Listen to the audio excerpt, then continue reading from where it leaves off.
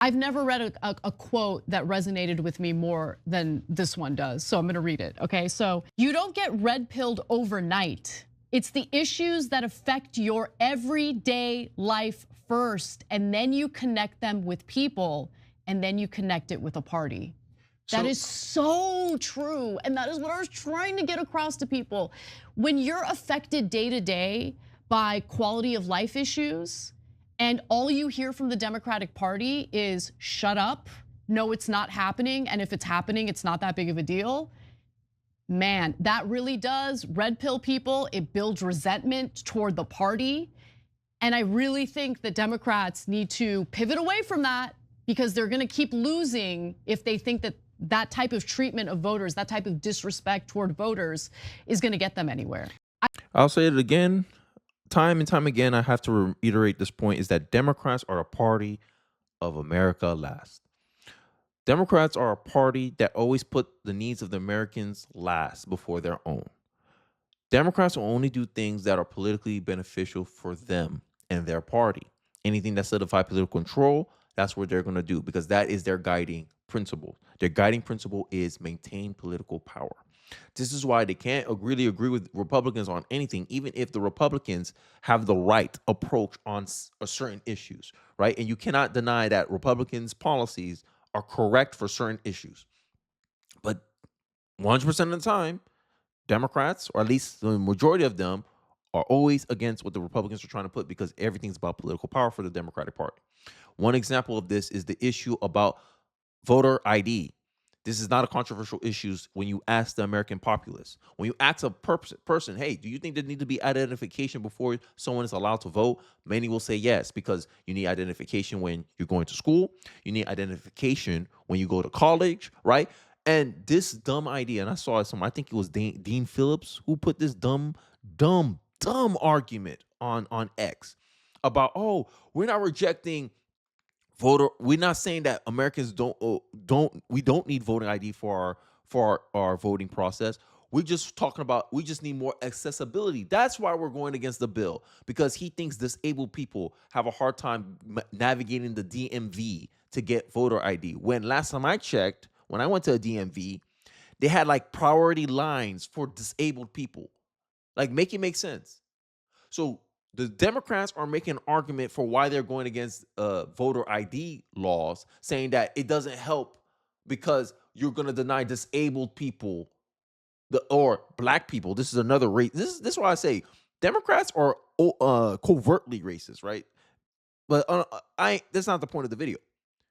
But to assume that, oh, minority people can't find ID to give voter ID, like how do black people fly airplanes? How do disabled people go on airplanes if identification was so hard to come by? Like, make it make sense. These are the dumb reasons. Democrats are the party of plausible deniability. If they even if it doesn't make much sense, they'll do anything to oppose anything that will solidify Americans' people's control over their own party, because they know they benefit from illegal immigration.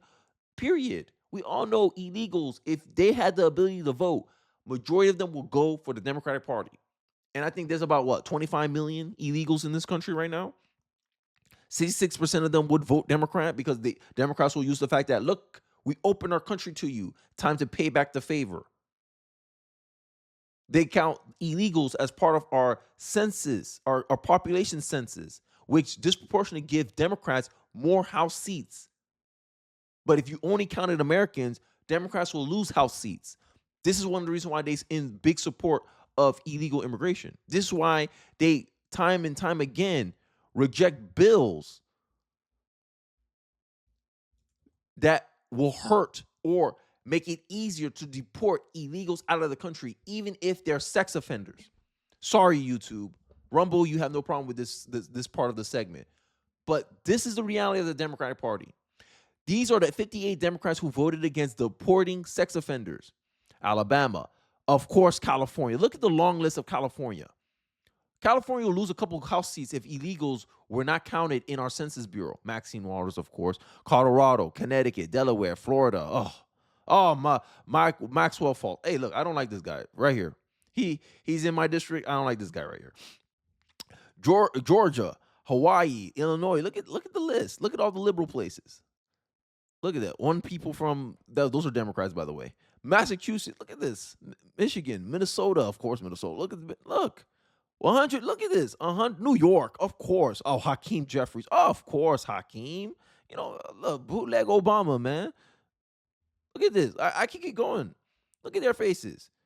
We stand with the American people, but we'll let illegal sex offenders. We don't want to deport them. No, we want to keep them though, because it's all about politics. And this is why young people started gravitating towards the Republican Party. Here's a clip from a young congressman articulating this fact. Let's take a look. What do you make of Washington's gerontocracy? Well, and that's exactly what it is. We've seen for the past 4 years the Democrat Party being led by a president who is cognitively declining. Before our very eyes, the Democrat Party had to virtually force him off the ballot to get him to leave. It is a bipartisan affliction, though. You just had a Texas congresswoman that I don't need to tell you. She had disappeared for 6 months, and it turned out she was like in a nursing home because she has maybe dementia. And I think that's a huge, huge problem. Young people have seen this country run by an older and older and older generation. And what have we experienced? We've experienced a housing crisis where it's difficult whenever you're graduating high school or graduating college to find affordable housing. We've seen our jobs being taken away from illegal aliens who are coming in, wages depressed because of our open borders. We've seen Democrats wanting to tax working class Americans to pay for welfare benefits for illegal aliens. We've seen the Democrat Party embrace censorship, side with Hamas terrorists over Israeli citizens. I mean, young people have seen the Democrat Party drive this country off of a cliff, and that's why they're moving faster and faster and faster to the Republican Party. Am I crazy? And they wonder why they lost the young vote. Because the young voters are literally seeing the Democratic Party in real time, trying to make their lives harder than the previous generation. And the funny part is that we're ran by these old people. And if you want to try to make this argument that Democrats have younger people, no, y'all don't. They don't listen to their young people in the Democratic Party. AOC tried to run for a leadership position in the Democratic Party. Nancy Pelosi from Europe with a broken hip made some phone calls and she lost. So Democrats are not in favor of the future of the American people because they're trying to change the electorate so they can secure their political power. And when Republicans like when conservatives like Tucker Carlson point this out, they try to frame his argument as racist. Oh my God, look at this. Tucker Carlson spreading white replacement theory. When the argument is, no, it's not white replacement theory. It's American replacement theory. Because at the end of the day, if white Americans gets replaced, black Americans got replaced. Because black America is only 13% of the population. That means it's easier to replace black Americans with mass migration than white Americans. It's going to take longer to replace them. And you already see the effects. Hispanic men decided overwhelmingly to go towards Republicans, and look at the electoral landslide that the Democrats just experiencing losing. This is why I said the Republican Party is becoming a multiracial republic. We're a multiracial republic. So when the left play these little DEI games, they're playing these little games of, oh, look, white people bad. And then we go, okay, the Asians are doing successful here. The Indians are doing successful here. Oh, Japan, Taiwanese. If I could go down the line, I'm like, hey, how all these ethnic minorities are doing well in this country and you still worrying about what white people doing? You got Nigerians doing better than the average white American in this country, but you still pointing about white supremacy. Make it make sense, because Democrats have not updated their talking points. Republicans, can we at least deport all the rapists and pedophiles? Democrats, 158 of them, half of them said no. Actually, not. That's more than half. 250. There's how much? Slight majority? Huh? Look at that. The yays, only 51 Democrats said they would help deport illegals that commit sexual crimes against the populace.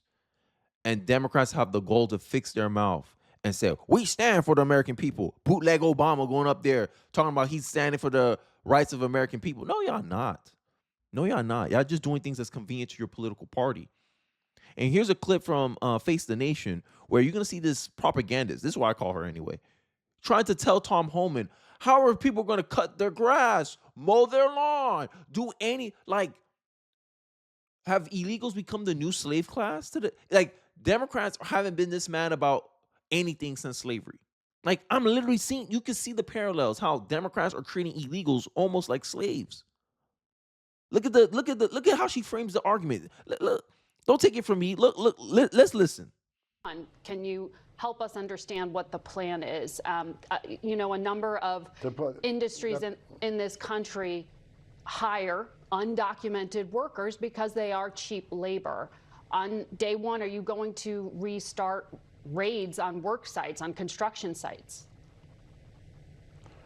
The President Trump's been clear, as I've been clear from day one, that President is going to concentrate on public safety threats and national security threats. And have you heard from your previous segments, we have a huge national security issue in this country. The southwest border has become the biggest national security vulnerability we've seen in this nation. FBI Director Wray agrees with me. We know there's people in this country who pose a national security threat.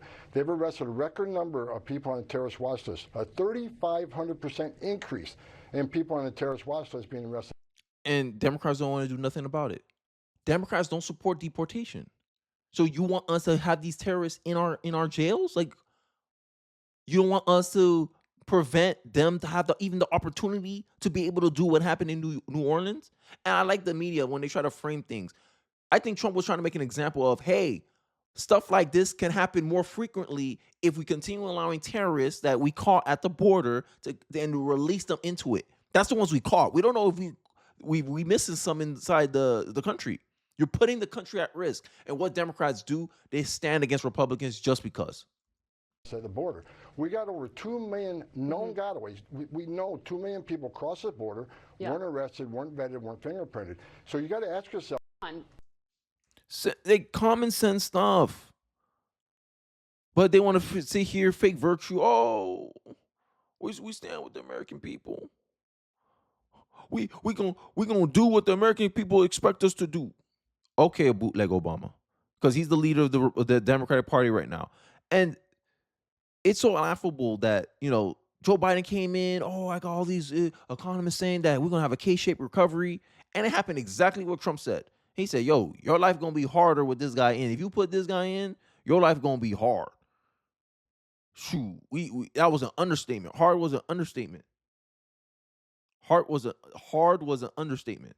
So here's Nancy Mace, right? And this is how I'm ending off my video. She's gonna flame Biden administration, their border policies, how they allow the population to be more at risk because of their negligence at the border. Look at New York.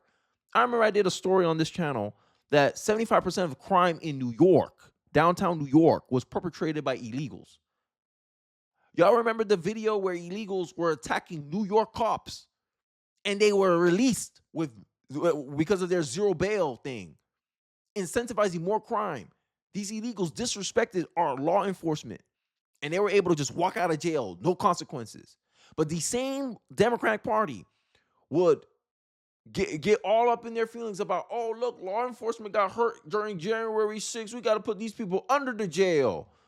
But illegals attack New York City cops in a liberal, Democratic, heavily controlled district, state, and illegals walk free because Democrats benefit from illegal immigration. But I digress. Let's continue with this. Biden-Harris criminal illegal aliens have molested American children, battered and bruised American spouses, and violently raped American women and girls. In April 2022, an illegal alien was arrested in my home state of South Carolina for sexually abusing an 11-year-old girl. And this is the stuff that Democrats pretend are not happening. Yet, 80% of the party, 90% of the party voted against bills that would have made it mandatory for these people to be deported. How can the Democrats sit there with a straight face and fix their mouth and say that they are there to help the American people? No, you're not. This is why I laugh at progressives. When I come on this channel and I say, yo, Republican Party are more in line in the benefits of the American people, of the welfare of the American people. Progressives come out here and tell me I'm anti-American because I'm anti-immigration. And I'm looking at her, I'm like, how does Americans benefit from immigration? Only the elites benefit from immigration, like the Bill Maher's of the world, the rich Hollywood actors that you listen to of the world. Who's going to clean up my house? Who's gonna be my maid in the house if I don't have illegals in this country? But the working class Americans suffer when mass immigration come in there. You just heard the lady brag about cheap labor. But progressives, you're trying to tell me that I'm anti-American because I want restrictions on immigration. Make it make sense. After being previously deported not once, but twice. In May 2022, an illegal alien and Guatemalan national raped and impregnated a 9-year-old girl in Ohio. And then try to use the fact that, oh, this is why we need abortion to allow an illegal alien to get off scot-free from raping a 9-year-old girl and impregnating her. Oh, how lindo. Like, that's what you see what the Democrats focus on? They don't focus on the problem that they let happen. 2022, 2023. This is where 2022 was where it was at the worst, I believe. No, actually 2021. 2021, 2022, 2023, whoo. Biden was getting cooked on the border. But I digress. In April 2023, an illegal alien broke into a woman's house in Indiana in the middle of the night, physically assaulted her, and held a box cutter to her throat while he raped her. In July 2023, an illegal alien and Honduran national raped a 13-year-old girl in neighboring Virginia. Yeah, YouTube ain't gonna like this video. I'm just saying this that right now. YouTube ain't gonna like this video. I probably have to like bleep out the references to rape. But I think I made my point clear here. Democrats, they're not the party of the American people. They're a party of for themselves, to themselves. These are what they answer to. Whatever's convenient for the party, that's what they do. Whatever's not convenient for the party, they hate. Even if it's hurting the American people. Right? They'll lie, cheat, steal, they do everything they need to solidify and keep things that politically benefit them. Then reports come out from the White House or from people inside the White House confirming what America's already felt was true, was that Biden was mentally unfit since he started office. Imagine that. But that wasn't politically expedient for the Democratic Party for that information to come out. And when you got journalists, the most liberal profession in America, aware of that fact, they're not going to be motivated to cover that. And this is how political bias is really hurting the left, because the political bias is helping the left right now. But in the eyes of the American populace like me, myself, it hurts them because I know, oh, you're not going to be held accountable the same way a Republican is going to be held accountable. So Republicans are seen as more trustworthy than a Democrat, at least from my perspective, from my vantage point. People can disagree in the comment section with me. Let me know your thoughts in the comment section below. I'd like to hear what you guys are thinking in the comment section below. Don't forget to like, comment, subscribe. I appreciate you guys watching to the end of the video, and I'll catch you guys on the next one. Peace.